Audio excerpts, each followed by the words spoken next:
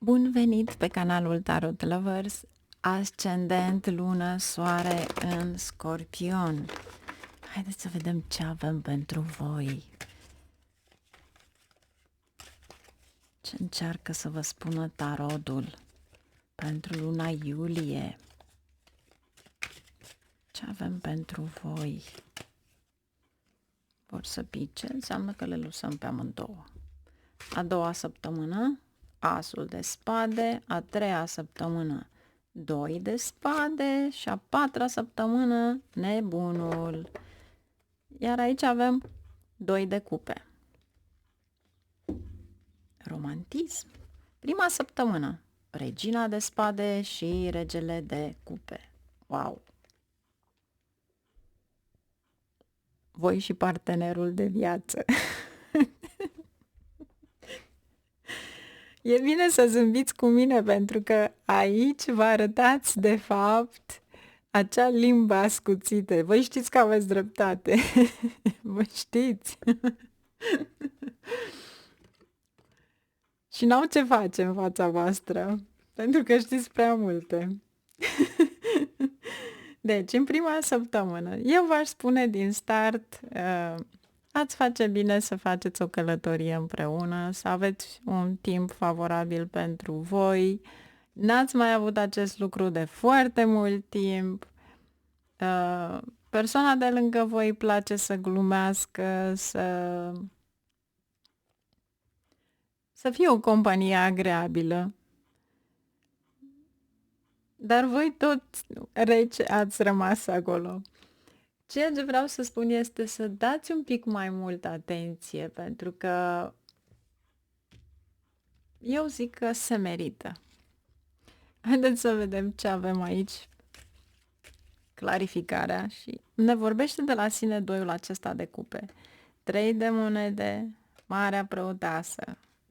Posibil să vă gândiți că a existat o a treia persoană și de fiecare dată să fie o convorbire sau poate că chiar știți de ceva ce a fost înainte, Marea Preoteasă, un secret, pentru că treiul ăsta de monede asta aduce o a treia persoană. Dar aici este un moment romantic. Aici este ceva la care voi aveți încredere și voi știți că odată ce partenera este lângă voi, înseamnă că veți rămâne împreună. Și doiul ăsta de cupe cu Marea Preoteasă ne spune de fapt să nu numai să aveți încredere, ci pur și simplu intuitiv voi știți că sunteți destinați să fiți împreună. Și iubirea persoanei de lângă voi vă arată fiind acolo pentru voi la fiecare moment. Pentru că întotdeauna îți va întinde o mână de ajutor atunci când vei avea nevoie. Și posibil aici cu doiul ăsta de cupe, 3 de monede și împărăteasa să fie un cadou. Fie voi veți cumpăra un cadou persoanei respective, partenerului, partenerei voastre, fie invers. Dar aici este un sprijin reciproc. Iar cam tot ce spuneți voi e lege. Așa că de asta am zâmbit de la bun început. Legea o faceți voi. Oricine ar fi în casă, voi faceți legea. Deci, prima săptămână, să vedem ce avem aici pentru voi.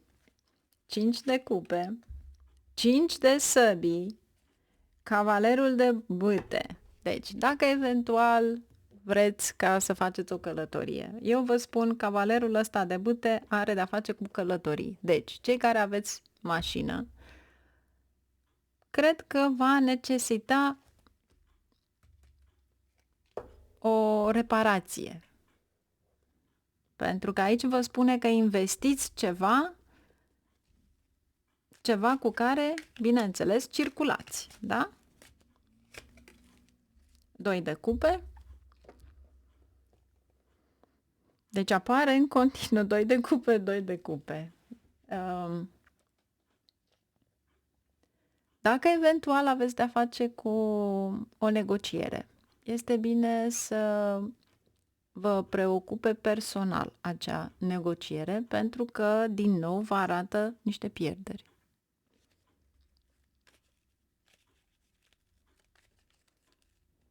Cinciul acesta de spade este și o pierdere nu numai speculativă, o pierdere imobiliară, pentru că pierde ceva, vedeți? Pierde.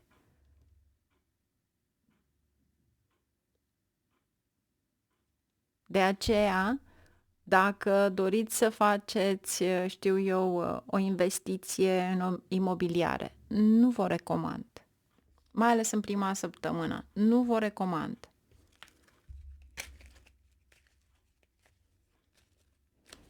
Asul de spade, a doua săptămână. Împărăteasa. Împărăteasa este Venus. Cavalerul de monede. Posibil să faceți niște schimbări în casă, dar posibil în același moment să faceți niște cheltuieli sub forma de o vacanță luxoasă. Eu zic că n-ați mai avut acest lucru de foarte mult timp. Cam greu este să spui celuilalt că vei merge, pentru că acest cavaler de monede este cineva căruia îi place foarte mult să stea în casă sau să stea acasă, dacă e partenerul, partenera, dar veți organiza.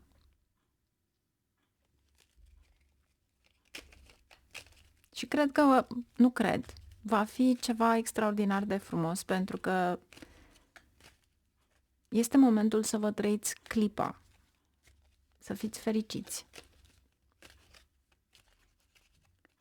2 de spade, o indecizie. Pentru că sunt multe obstacole, acele obstacole posibil să fie din partea guvernului, aveți aici ursul, lăsați urșii din România, aici ursul este de fapt guvernul, este un act, ceva care s-a opus până acum. Ce ar trebui să faceți? Marea Preoteasă vă spune să aveți răbdare și încredere, pentru că se va sfârși această perioadă, ci pur și simplu aveți răbdare. Va fi o întorsătură de situație. Deci, cu alte cuvinte, în momentul în care atrageți și o energie pozitivă, automat se schimbă ceva, nu numai în mintea voastră, tot ce este în jurul vostru. Deci fiți foarte atenți la ceea ce vă gândiți. În plus, voi aveți premoniții. Deci, atrageți acel noroc, atrageți acel ceva. Nu este să câștigați un loto. Nu. N-are nicio legătură una cu alta. Aici este o decizie din viața voastră și pur și simplu atrageți acel ceva bun. Dar eu aș spune mai degrabă că este timpul în care voi recuperați niște datorii restante, da?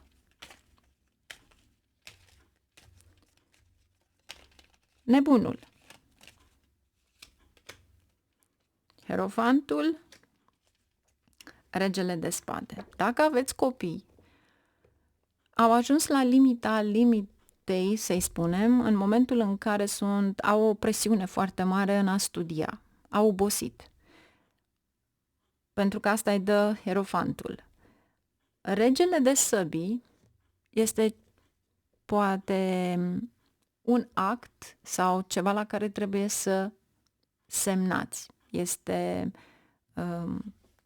haideți să-i zicem, n-aș spune o afacere, n-aș spune că închideți ceva, pentru că de fapt aici vi se dau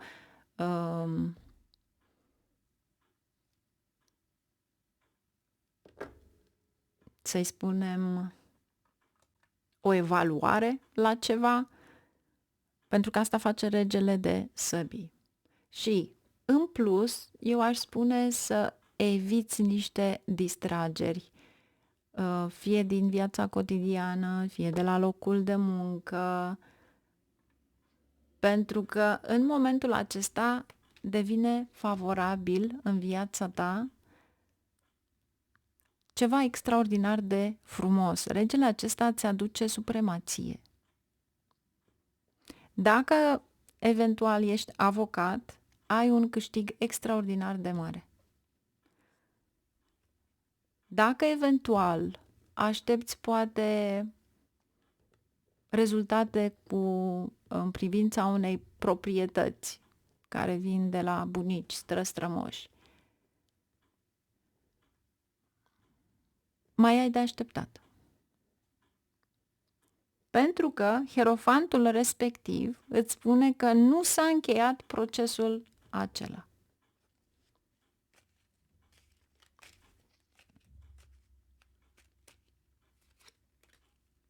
Judecata, vedeți? Nu s-a încheiat. Se va face dreptate, dar nu acum. 6 de bâte, va avea succes, veți avea succes,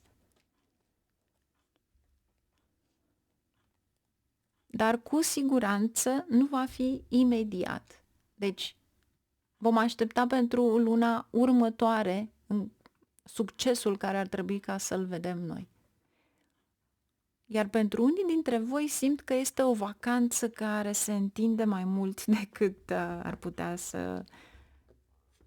să fie aici. Nu este neapărat o vacanță. Poate unii dintre voi ați plecat dintr-un job, poate unii ieșiți la pensie.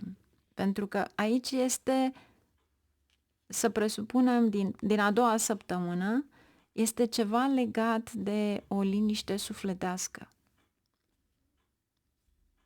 Marea preotasă, Hierofantul, este o liniște sufletească.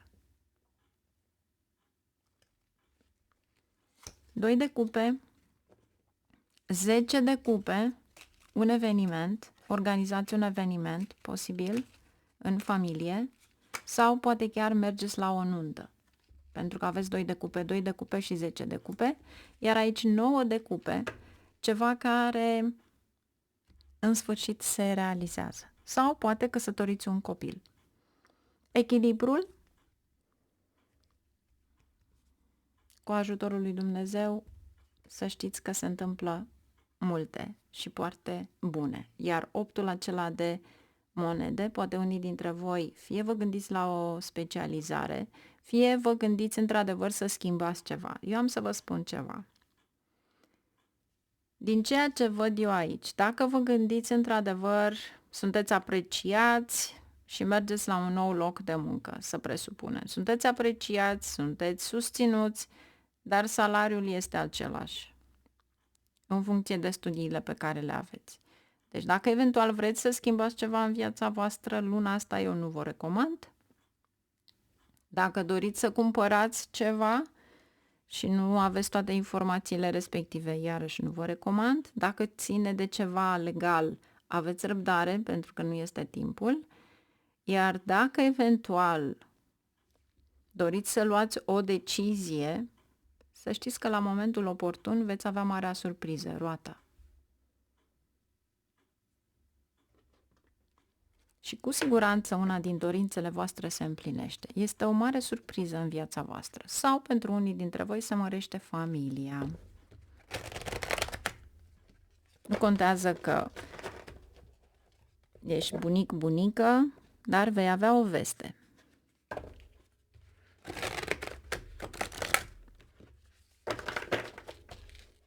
Ce trebuie să știți?